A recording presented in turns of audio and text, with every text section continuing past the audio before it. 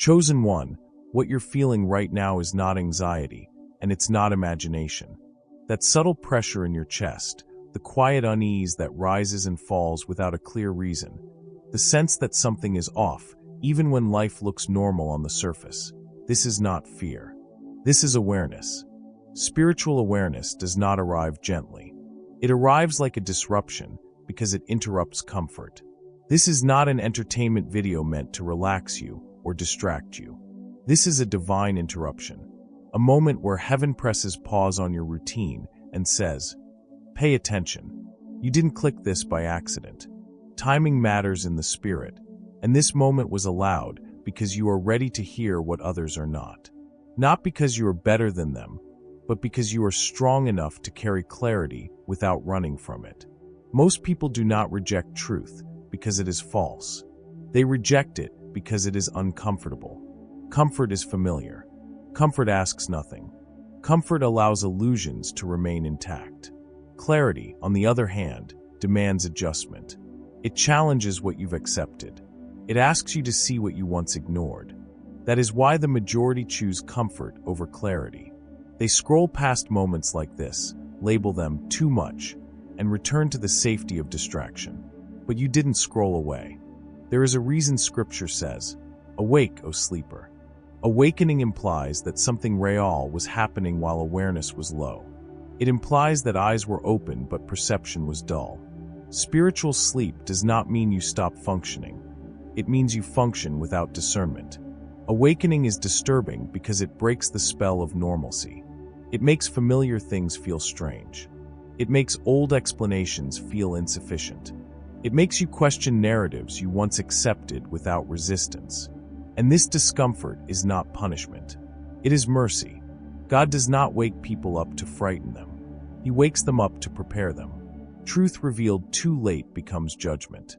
Truth revealed in time becomes rescue. That is why this moment matters. Not everyone is given this interruption. Not everyone is allowed to see behind the surface when they do. The fact that this is reaching you now means something inside you has already been stirring. You've sensed it for a while. The delays that didn't match your effort. The confusion that didn't come from ignorance. The feeling of moving in circles even while doing the right things. You may have blamed exhaustion. You may have blamed circumstances. At times, you may have blamed yourself. But hear this clearly. Awareness often begins where self-blame ends.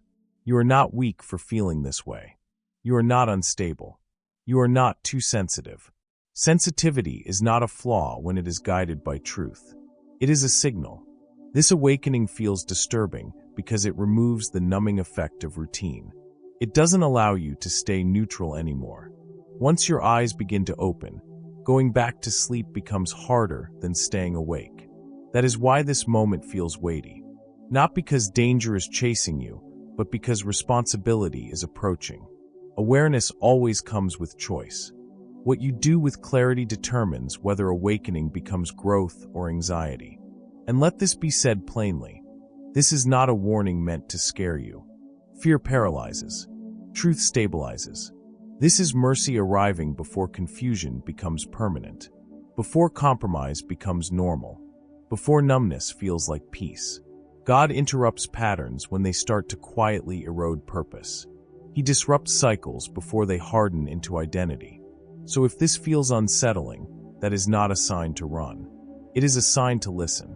Awakening is rarely loud. It often begins as a quiet, knowing that refuses to go away. A sense that the surface explanation is no longer enough. A realization that the truth may be heavier than you expected, but necessary. And here is the turning point. The truth is not disturbing because it is evil. It is disturbing because it has been hidden for a long time. Chosen one, the most dangerous deception is not the one that looks evil. It is the one that looks reasonable, acceptable, and even helpful on the surface. History shows us this pattern again and again. Deception rarely announces itself as deception. It introduces itself as safety, progress, unity, or even compassion. That is why it works. Deception becomes powerful when it is legalized by culture, repeated by authority, and normalized through habit. When a false idea is repeated long enough, it stops feeling false. It becomes familiar, and familiarity is often mistaken for truth. This is what makes deception by design so effective. It does not need to force you. It only needs you to adapt.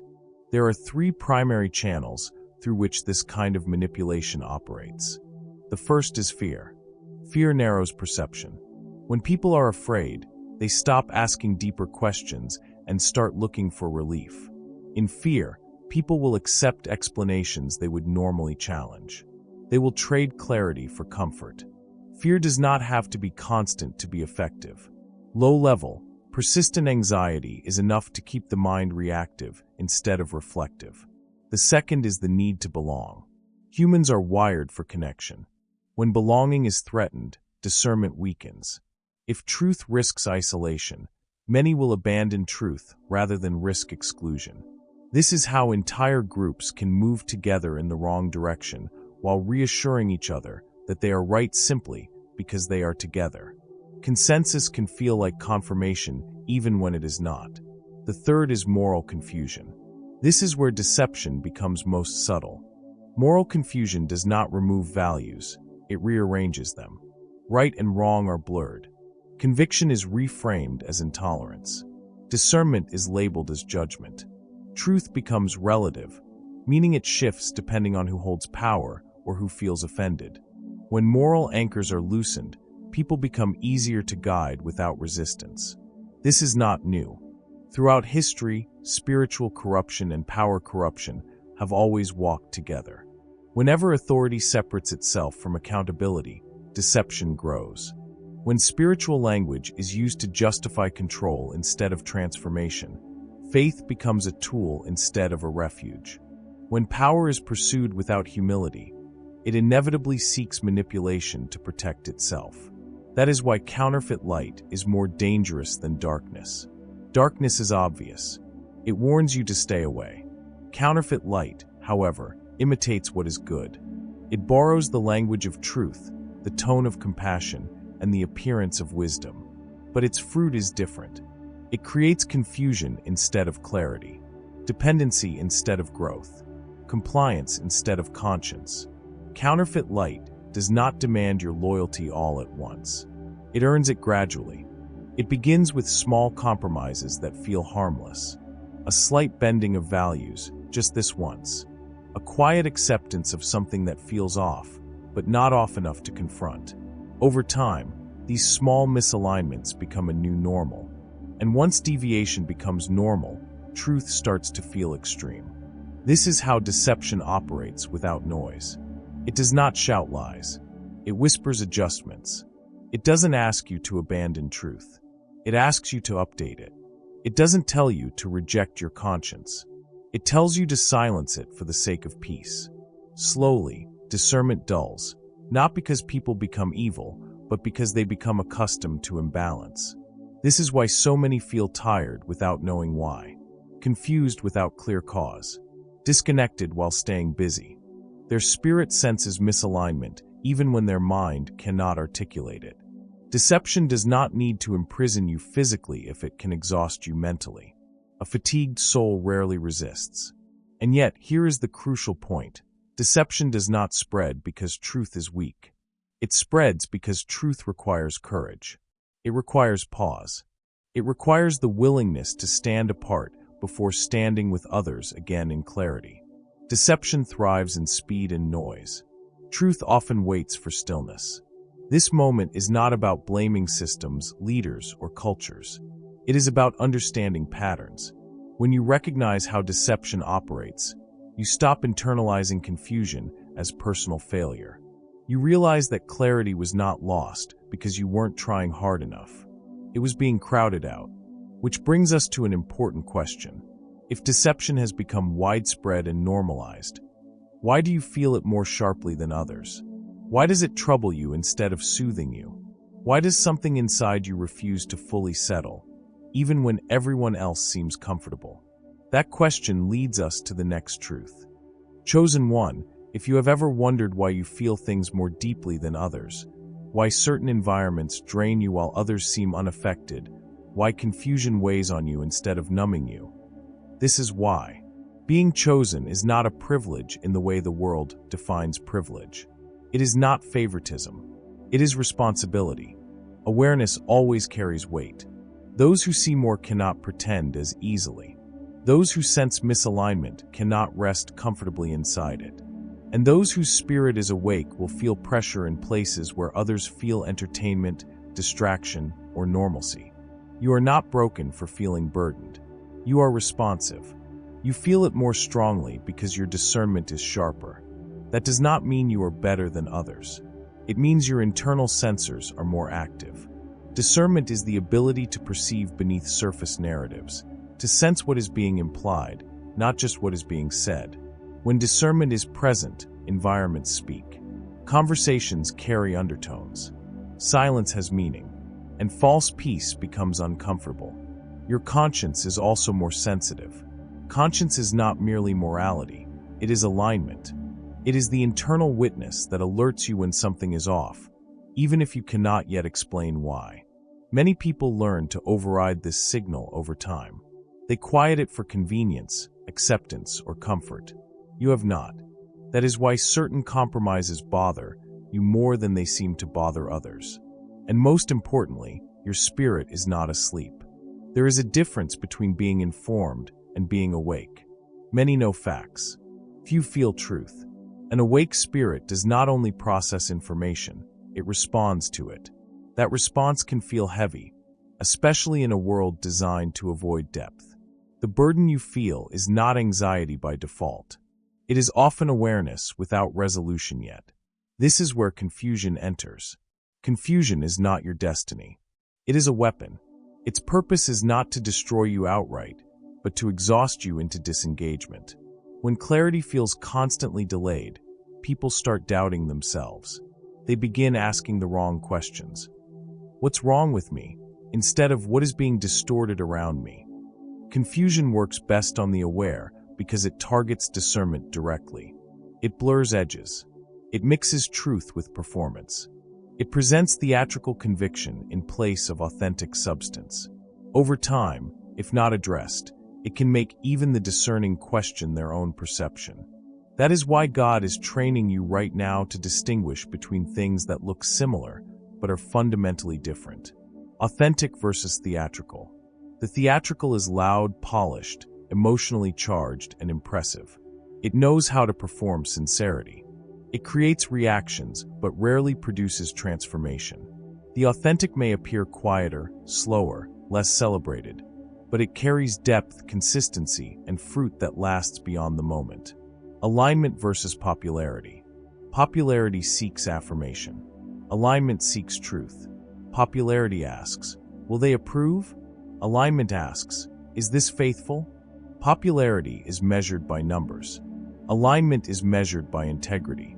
Many confuse influence with alignment, not realizing that influence without alignment eventually collapses inward. God is sharpening your ability to see these differences, not so you can judge others, but so you can guard your path. And this is important to hear clearly. Discernment is not paranoia. Paranoia assumes threat everywhere. Discernment listens carefully.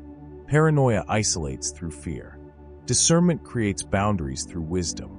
Paranoia reacts impulsively. Discernment responds intentionally. The goal is not suspicion, it is clarity. You are not being trained to distrust everyone. You are being trained to trust God's guidance more than appearances. This training can feel lonely. When you stop resonating with what once felt normal, it creates distance. Conversations feel shallow. Environments feel misaligned. Humor that once entertained now feels hollow. That does not mean you are becoming rigid or superior. It means your internal frequency is changing. Awakening always brings a season of recalibration. In this phase, God is teaching you to honor what you sense without becoming overwhelmed by it. Awareness without grounding becomes anxiety.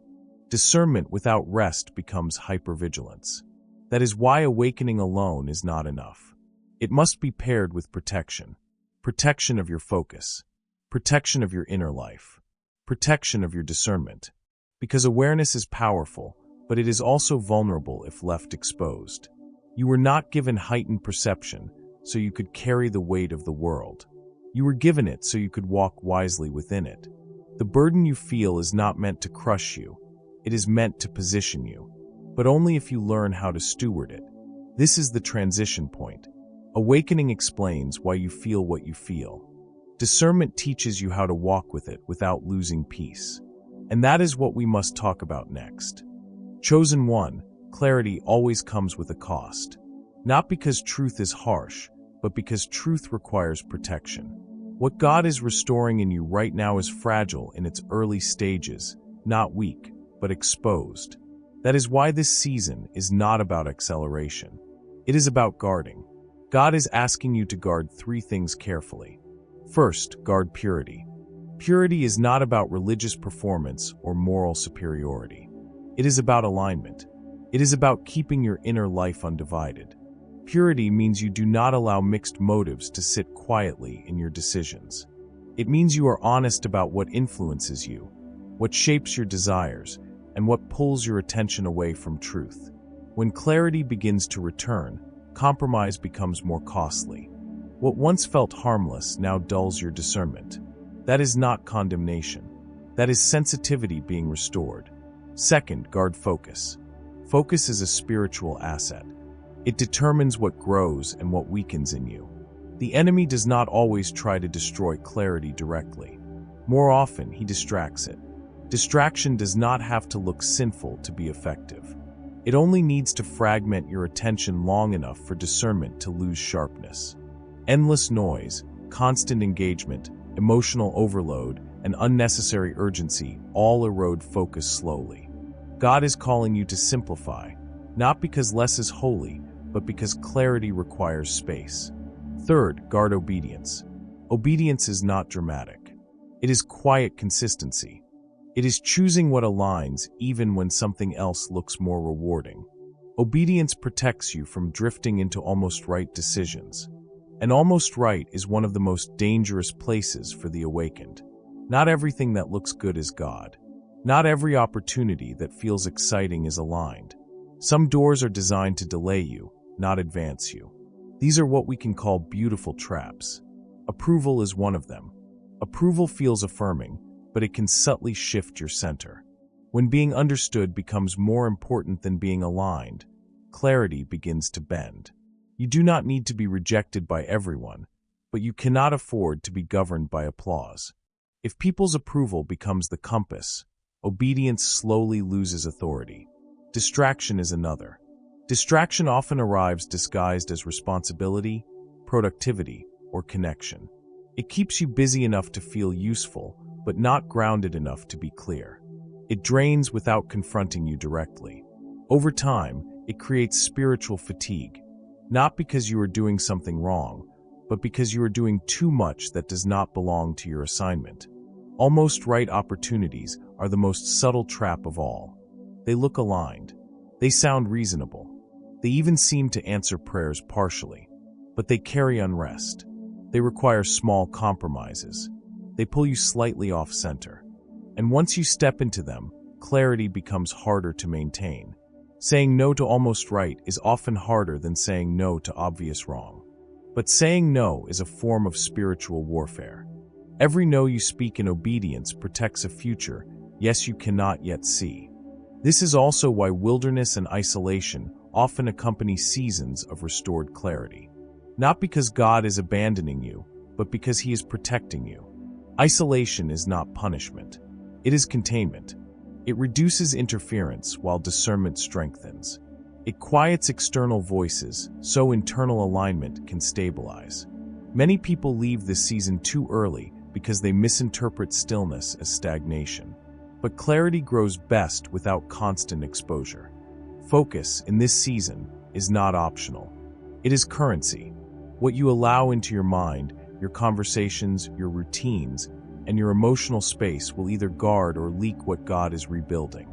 You do not need to monitor everything obsessively. You need to be intentional. Ask simple questions. Does this strengthen clarity or blur it? Does this bring peace or noise? Does this align me or drain me? You are not being asked to hide from the world. You are being asked to steward what has been restored. Because this season is not only about protection, it is preparation. And what God is preparing to restore next will require a level of clarity you cannot afford to lose. That is where we are going next. Chosen one, let this settle gently and firmly in your spirit as we seal this moment. You were not imagining it. The pressure, the unease, the sense that something was off were not signs of weakness or overthinking. They were signals. Heaven was waking you because you were ready to see. Awareness did not come to frighten you. It came because you had the capacity to carry truth without losing yourself. Second, understand this clearly. The resistance you faced was confirmation, not condemnation. You were not delayed because you were unqualified. You were resisted because your alignment threatened systems built on confusion. The closer you came to clarity, the stronger the push became. That was not failure. That was proximity. Opposition does not chase what carries no consequence. It confronts what has impact. Third, the return of clarity is proof that a shift has already begun. Peace is becoming your compass again. Discernment is sharpening. Your inner world is stabilizing. When clarity returns after a season of fog, it means deception has lost ground. What was meant to keep you disoriented no longer has authority over your perception. Now restoration follows. God restores time, not by rewinding the clock, but by redeeming what felt wasted. He restores joy, not shallow excitement, but steady strength that carries you through pressure without breaking. He restores authority, not control over people, but governance over your own spirit, choices, and direction. And what God is doing in you does not stop with you. This awakening carries legacy. The clarity you guard becomes guidance for others. The freedom you walk in becomes permission for others to breathe. The discernment you steward becomes protection for people who are still finding their footing. You were awakened not just to survive the moment, but to serve it. Before we close, respond only if it aligns with your heart. If this message resonates, press like as a simple agreement. Subscribe if you want to stay awake together and continue this journey in clarity. And if you feel led, comment 99 as a quiet declaration. I choose truth over comfort. Any form of giving here is partnership, never pressure. It simply helps this message reach those who are still in the fog. Let this be the final seal. The truth feels disturbing only because it ends the lie. And you were awakened not to panic, but to lead.